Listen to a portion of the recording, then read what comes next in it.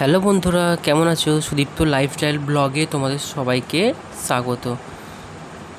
দেখেছো ঈশান সকাল সকাল উঠে পড়েছে, উঠে পড়ে বদমাইশি করছে। তো আজকে করব কি, আজকে ওকে বলেছি বাইরের কিছু খাবার খাওয়ার চেষ্টা করছে। রবিবার আছে, সানডে আছে, ছুটি আছে। তো ওকে ও বললো যে না না বাড়িতে নিয়ে এসো, বাড়িতে করবো, বাইরের অত ফাস্টফুড খাবো না। তো আজকে বললো যে ফ্রায়েড রাইস করবে।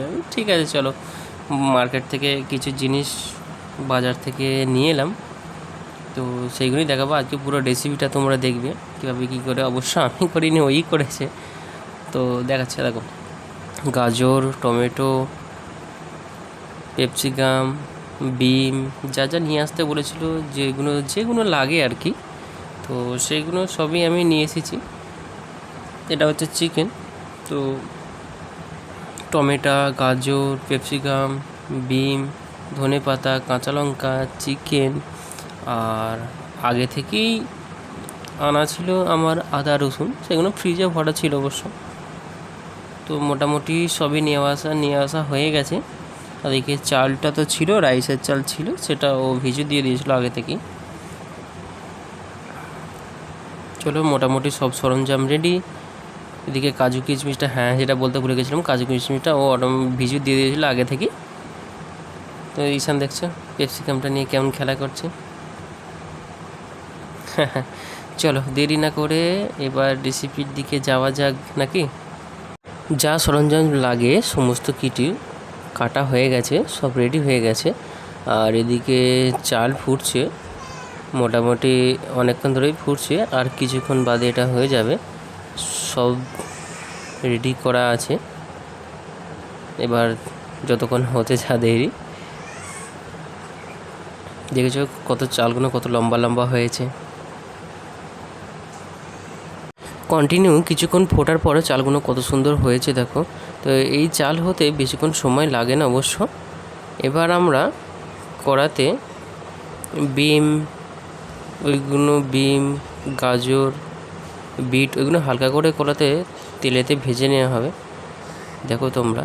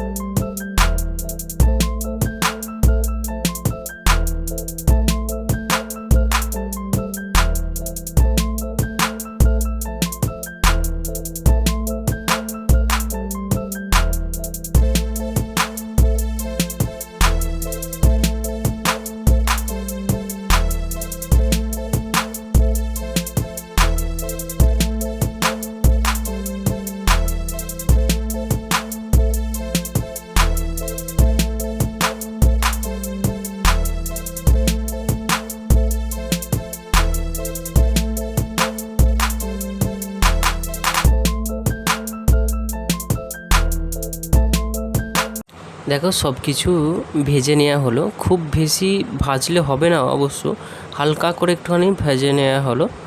হালকা করেই ভাজবে, না হলে কিন্তু জিনিসটা খারাপ হয়ে যাবে, বাজে লাগবে খেতে। তো হালকা করে ভেজে নেওয়া হলো। এবার রাইসটা হবে।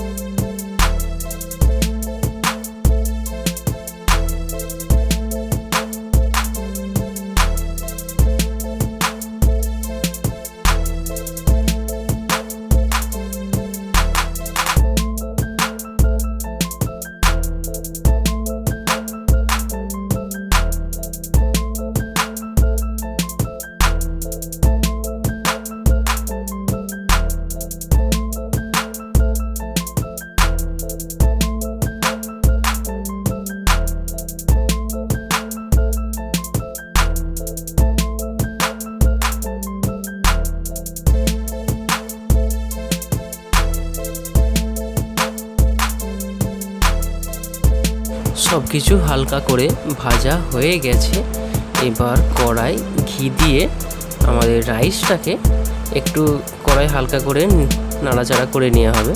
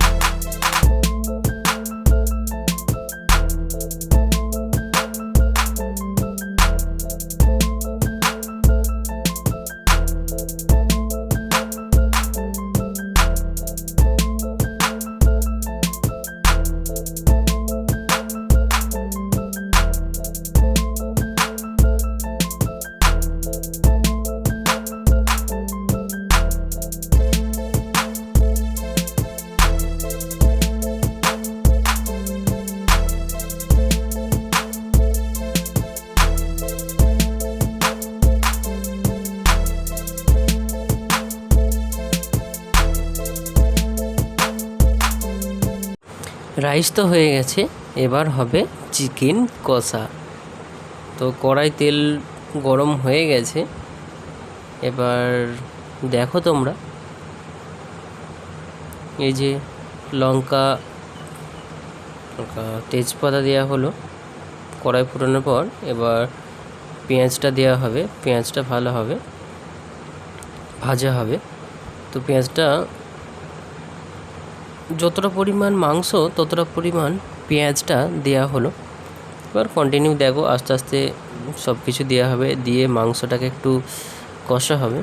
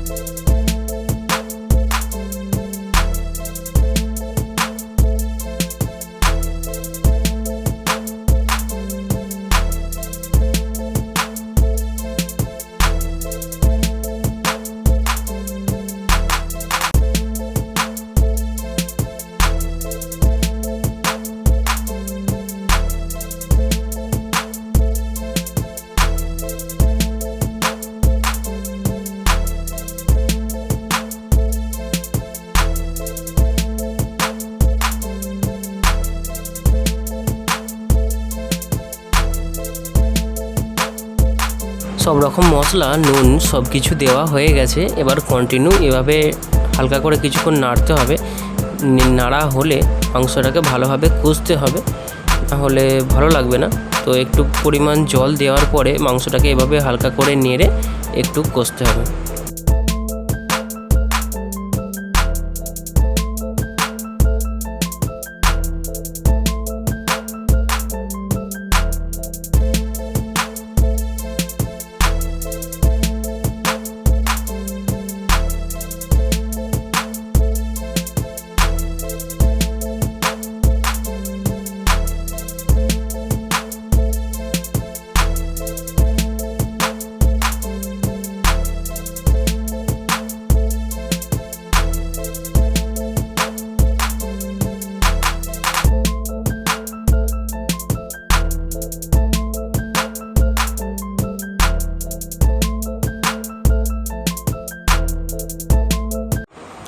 এই দেখো আমাদের রাইস তো আগে থেকেই কমপ্লিট হয়ে গিয়েছিল। আর এই দেখো চিকেন কষার কালারটা দেখো কত সুন্দর লাগছে, দেখো দেখে মনে হচ্ছে যেন এক্ষুনি খেতে পারলে। তো দেখো আমাদের রাইস, ফ্রাইড রাইস আর চিকেন কষা রেডি। তো আর থাকা যাচ্ছে না, চলো এবার খেয়ে টেস্ট করে দেখা যাক। এই দেখো বউ আমার কত সুন্দর সাজিয়ে দিয়েছে ফ্রাইড রাইস আর চিকেন কষা, সব অল কমপ্লিট হয়ে গেছে।